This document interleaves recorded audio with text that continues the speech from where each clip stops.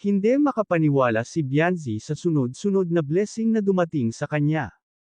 Tuwang-tuwa ito sa binigay ng sponsor sa kanya. Bago ko ipagpatuloy ang maiksing reaction video na ito, hiling ko lang napatapusin ang panunood nito para malaman ang nilalaman nito, at kung bago ka pa lang sa munting channel na ito, paki-subscribe para lagi kang updated sa video ng mga kalingap.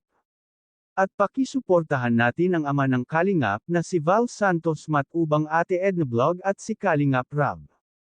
Isang mapagpalang araw sa inyong lahat mga kalingap, at shoutout nga pala sa patuloy na sumusuporta sa aking YouTube channel, lalong-lalo na sa mga viewers natin na walang sawang nanunood at sumusuporta. Salamat.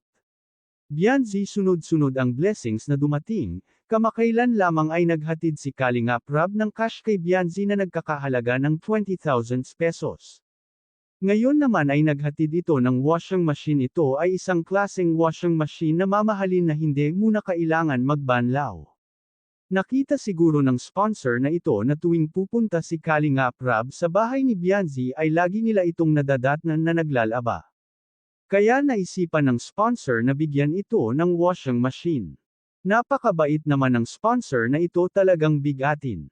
Kaya naman ay sobra ang pasasalamat ng ina ni Bianzi nang makita ang washing machine. Nagbiro pa nga si Kalingap Rab na pwede na daw sila tumanggap ng laundry dahil napakalaki ng washing machine. Sana huwag magbago si Bianzi at huwag siyang padadala sa mga nangbabash sa kanya. Lalo na at naimbitahan na naman ito ng ALM na rumampa. Ang tanging payo ni Kalingap Rab kay Bianzi ay huwag masyadong mahiyain at dapat maging confident sa kanyang sarili.